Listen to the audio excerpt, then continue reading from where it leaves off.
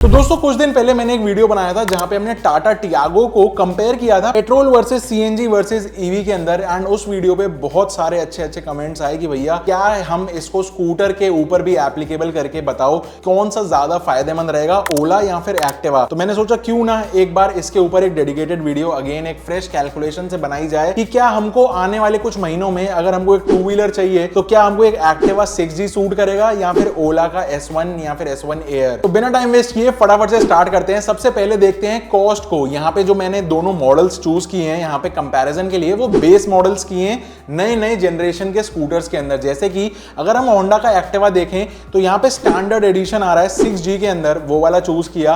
And ओला का देखें तो ओला का S1 एयर आने वाला है, ये लोग टीज करना स्टार्ट कर दिए, बुकिंग स्टार्ट हो गई है, उसको मैंने यहाँ पे पिक किया है। तो एक्टिवा की जो प्राइसिंग है ना वो एक्स शोरूम में 72,400, आरटीओ एंड इंश्योरेंस एंड सारी चीजें जोड़ के ऑन रोड ये स्कूटर हमको पड़ रहा है 84,300 रुपीज के आसपास। वहीं पे अगर हम ओला S1 एयर को देखें तो 85,000 का तो सिर्फ स्कूटर ही है। वहीं पे अगर आरटीओ देखें तो यहाँ पे रजिस्ट्रेशन चार्जेस हैं 1,500 रुपए एंड इंश्योरेंस जोड़ जाड़ के ये 92,000 के आसपास का हमको ऑन रोड पड़ रहा है। अगेन ये जो आरटीओ के चार्जेस हैं या इंश्योरेंस के चार्जेस हैं ये state to state place to place differ कर सकते हैं, लेकिन मैंने यहाँ पे जो लोकेशन ली है वो दिल्ली के हिसाब से ली है। अब बात आती है इनके फ्यूल के ऊपर। तो एक्टिवा चलेगा पेट्रोल पे एंड ईवी चलेगी बिजली पे, मतलब बैटरी पे। तो यहाँ पे एक्टिवा की जो पेट्रोल की कॉस्ट है वो इस समय एक अप्रोक्सीमेटली चल रही है पूरे around the India on an average 100 रुपए पर लीटर। अगेन ये डिफर कर सकते हैं बहुत सारे वेरिएबल्स। ये टोटली एक ना सेंट्रलाइज तरीके से एक एवरेज तरीके से कैलकुलेशन निकाली जाती है। ऐसा आप पर्टिकुलर अपने लिए करना चाहते हो तो डेफिनेटली कर सकते हो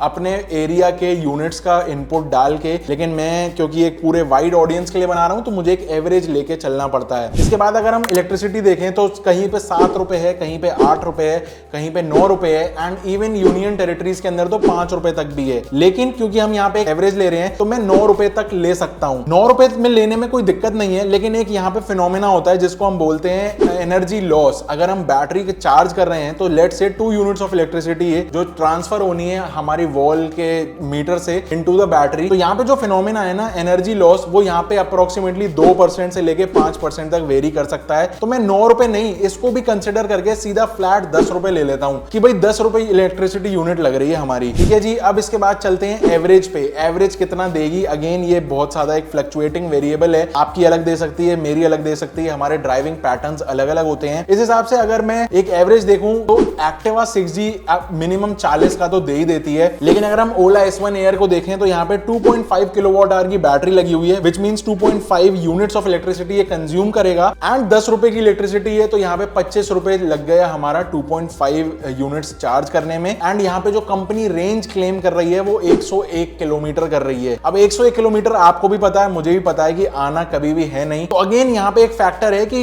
रेंज तो कम आएगी, लेट से 80 आ जाएगी। लेकिन एक और चीज है, क्योंकि ये बैटरी बेस्ड मशीन है तो जितने भी बैटरी बेस्ड मशीन होते हैं ना उसके अंदर क्या होता है, पहले साल बैटरी की स्ट्रेंथ 100% है तो अच्छे से अच्छा एवरेज निकाल के देगी, अच्छे से अच्छा रेंज आपको देगी। लेकिन सेकंड ईयर थोड़ा सा डिक्रीज हो सकता है जैसे जैसे इन लाइफ साइकिल्स इनकी चार्जिंग साइकिल्स कंप्लीट होती हैं। थर्ड ईयर और कम हो सकता है, फोर्थ ईयर और थोड़ी सी रेंज कम आ सकती है। तो मैंने 5 साल के ये एवरेज ले रहा हूं ना, तो मैंने यहाँ पे सीधा 10-12% डिक्रीज कर दिया है टोटल एवरेज। 80 की जगह मैं यहाँ पे लेके चल रहा हूँ कि 70 किलोमीटर पर एक साइकिल चार्ज ये आपको दे पाएगा। अगर हम 70 किलोमीटर को डिवाइड करते हैं 25 रुपए की इलेक्ट्रिसिटी से तो यहाँ पे ये अप्रोक्सीमेट एक कॉस्ट निकल के आती है 35 पैसा पर किलोमीटर। तो अब हमको टू व्हीलर चलाना है एंड सिंस टू व्हीलर एक ज्यादा कम्यूटिंग के लिए यूज भी होता है, आना जाना लॉन्ग डिस्टेंसेस पे शहर के अंदर ही अंदर काफी सारे लोग यूज करते हैं, प्लस ऑफिस से आना जाना है या फिर अपना डेली के काम इतने सारे होते हैं। तो मैंने एक एवरेज यहाँ पे लिया है बड़ी सिटीज एंड छोटी सिटीज का मिला के, एक मीडियन जो निकल के आया वो निकल के आया साल का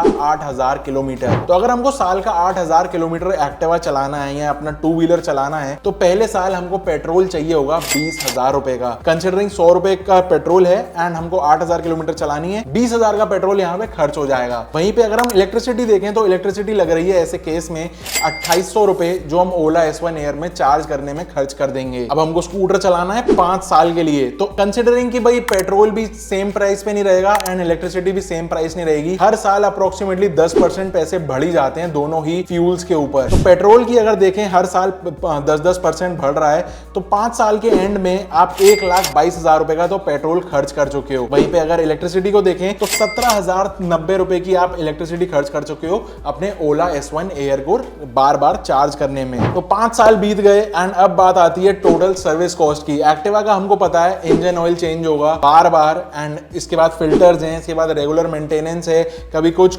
3,000 रुपए on an average per year हम एक्टिवा की सर्विस पे खर्च कर देते हैं। 5 साल के अंदर 15,000 रुपए खर्च हो गए। वहीं पे अगर हम ओला S1 एयर को देखें तो यहाँ पे कोई ऐसे पार्ट्स हैं ही नहीं, ना आपको इंजन ऑयल खर्च करना है, ना आपको फिल्टर्स चेंज करने हैं। सिर्फ जो मैकेनिकल पार्ट्स खराब होंगे आप उनको बार बार चेंज करोगे, जैसे कि ब्रेक्स हो गए, ब्रेक पैड हो गए, टायर्स हो गए। एंड इसलिए हम इसकी कॉस्ट यहाँ पे नहीं जोड़ रहे हैं क्योंकि ये चीज सेम एप्लीकेबल है एक्टिवा के ऊपर भी। एक्टिवा का भी ब्रेक पैड आप बदलोगे तो उसका भी पैसा देना पड़ेगा, टायर खराब होगा उसका भी पैसा देना पड़ेगा एंड सो ऑन। लेकिन एक मेजर फैक्टर है यहाँ पे कि 5 साल के अंदर आपकी बैटरी डेफिनेटली खराब हो सकती है, क्योंकि कंपनी जो है सिर्फ 3 साल की वारंटी यहाँ पे दे रही है अपनी बैटरी के ऊपर। एंड बैटरी की कॉस्ट जब हमने गूगल करने की कोशिश करी ओला के 2 व्हीलर्स की बैटरी कितने रुपए की है, तो अप्रोक्सीमेटली 35,000 आपको खर्च करने पड़ेंगे अगर आप एक नई बैटरी के ऊपर जा रहे हो तो, विच कम्स डाउन टू 5 साल के बाद आपने एक्टिवा के ऊपर खर्च करे 15,000 रुपए, लेकिन ओला S1 एयर के ऊपर आपने खर्च कर दिए 40,000 रुपए। 35,000 की बैटरी एंड 5,000 रुपए में अदर चार्जेस, मतलब हर साल 1,000 रुपए इस तरीके से कैलकुलेट कर लिया है। सो 5 साल बीत गए, अब हमको चेक करनी चाहिए कि टोटल ओनरशिप कॉस्ट आई कितनी, विच मींस आपने गाड़ी खरीदी, 5 साल उसको चलाया, टोटल कितना पैसा आपकी पॉकेट से चला गया। एक्टिवा के केस में देखते हैं तो आपने गाड़ी खरीदी थी 82,252 की,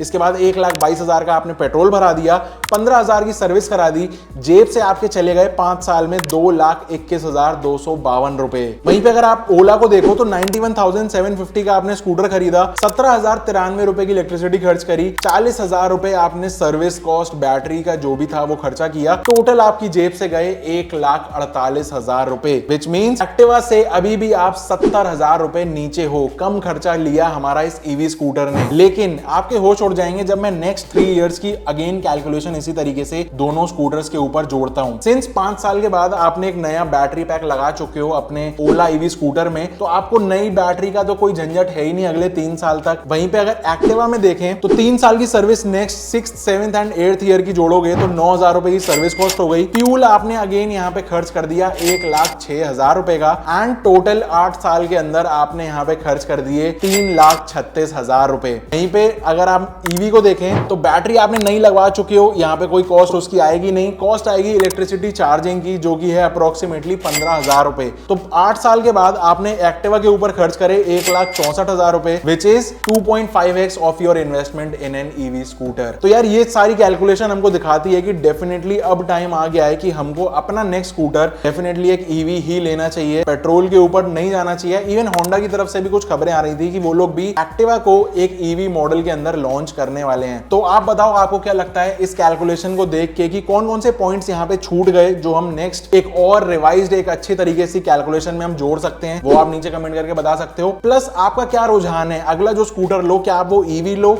या पेट्रोल लो, क्योंकि सिटी की कम्यूटिंग के लिए ज्यादा यूज होता है, daily 40-50 kilometre is more than enough for a scooter. तो मेरे हिसाब से अब ये सस्टेनेबल लग रहे हैं मॉडल जिस प्राइस पे ये आ रहे हैं, प्लस जो चीजें ऑफर कर रहे हैं, प्लस हमको जितने पैसे ये बचा के दे रहे हैं। स्पेशली ओला का अगर ईवी स्कूटर जैसे 85,000 का आज आ गया है, मुझे लग रहा है और रेप्यूटेड ब्रांड्स जो हैं जैसे होंडा वगैरह, इनके भी अगर एक सिमिलर प्राइसिंग के ऊपर आ जाए तो लोगों की अडॉप्शन जो है वो ज्यादा बढ़ जाएगी ईवी व्हीकल्स के अंदर। आपको क्या लगता है मुझे नीचे कमेंट करके बताना एंड इस तरीके की और वीडियोस के लिए सब्सक्राइब कर लेना इस चैनल को। मैं मिलता हूं आपसे अगली वीडियो में, तब तक के लिए stay safe, stay sarcastic and see या।